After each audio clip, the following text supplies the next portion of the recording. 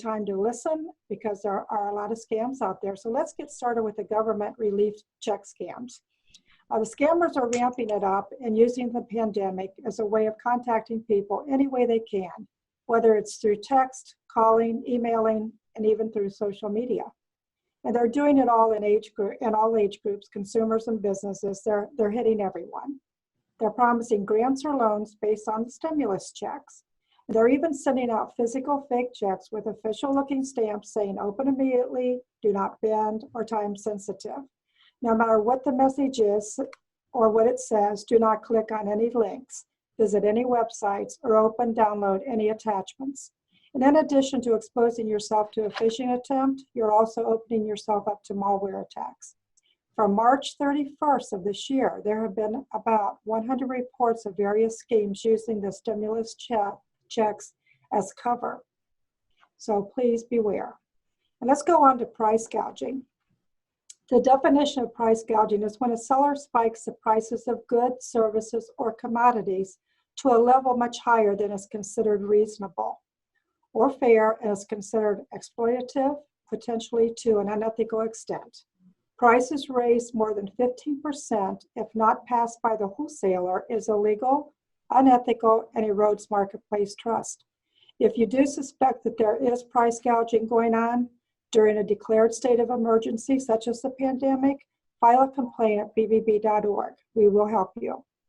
And now to the Small Business Administration scams. Here's how the scam works. You get a call, email, or text that appears to be from the U.S. Small Business Administration, or better known as the SBA, offering you a loan for business impacted by COVID-19. They direct you to a web page that has a form asking for personal information about you and banking information for your business. Of course, you're quickly approved for the full amount. However, the SBA informs you that you need to pay a nominal processing fee before you can receive your funds. If you do, then you'll need to pay taxes on the funds before they can release it. No matter how much you pay, those funds will never come. Another version of the scam, you get a message from someone who looks like one of your friends or acquaintances with a link to a similar application. However, it's not your friend or acquaintance, it's a hacked social media account. And that, again, has been happening quite often. I've gotten a couple of myself. So how do you spot SBA or government scams? You look for a website that ends with .gov. If the website doesn't end in .gov, it's a scam. And do a quick internet search for similar scams. If the stories that you're reading are like your experience, stop. In addition, government agencies do not typically communicate through text or social media messaging. Remember, if you have to pay money to claim a free government grant, it's not really free. Don't do it. Learn more at the SBA.gov. And then there's more investment scams popping up during this crisis. Investment scams come in a lot of different forms, but all hinge on the victim giving the scammer cash now in exchange for the promise of more money later. Typically, fraudsters target smaller private investors and may even build confidence with some modest early returns. Some things to consider when looking for an investment offer are these. Real investment companies will not cold call anyone.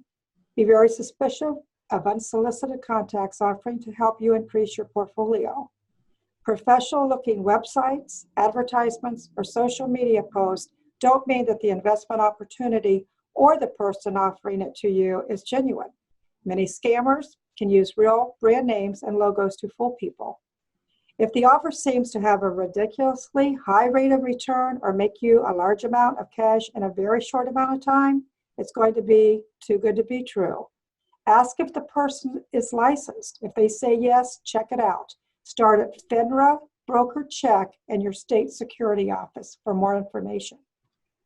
Now let's get to computer malware that can steal very personal information. Many scams are hinged in gaining access to the victim's computer.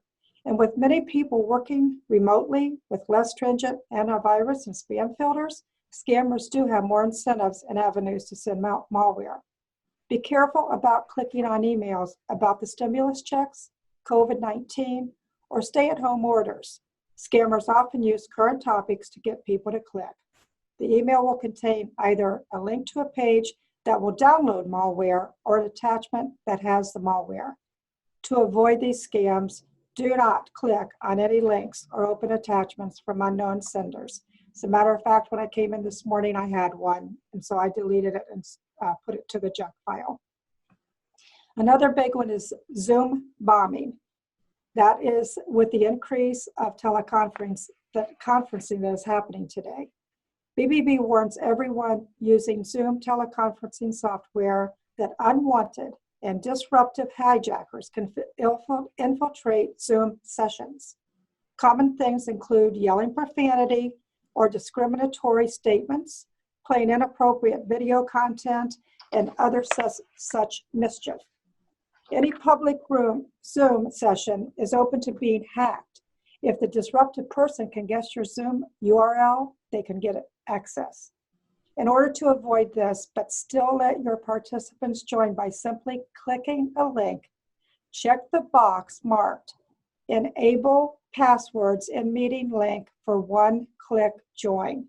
This prevents someone unwanted from accessing your meeting. For more info on teleworking, please visit bbb.org/small business.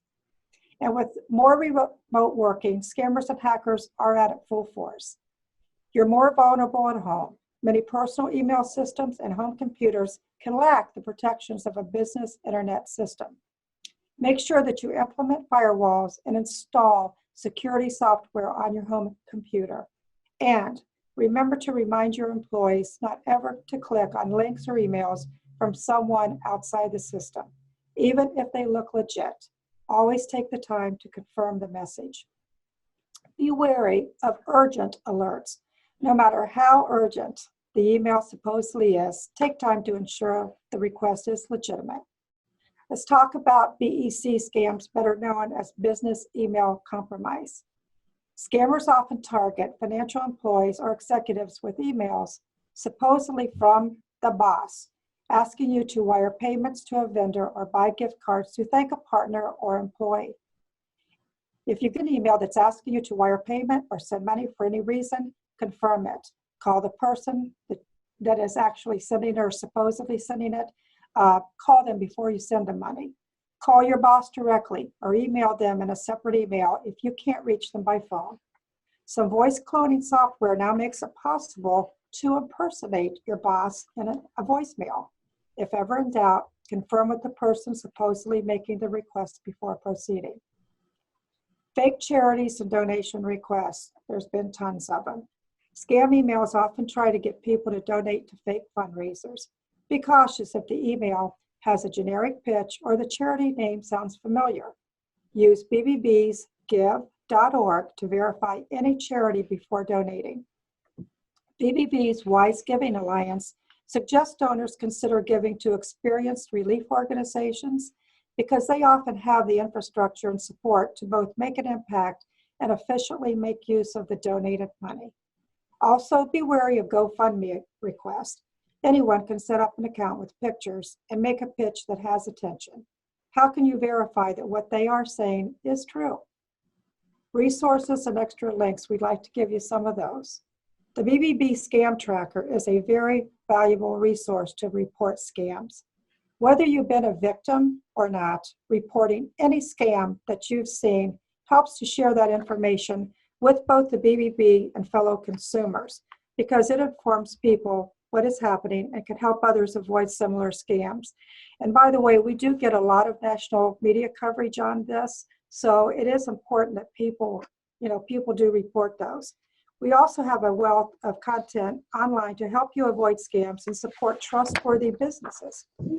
For more scam tips, go to bbb.org/scam trips.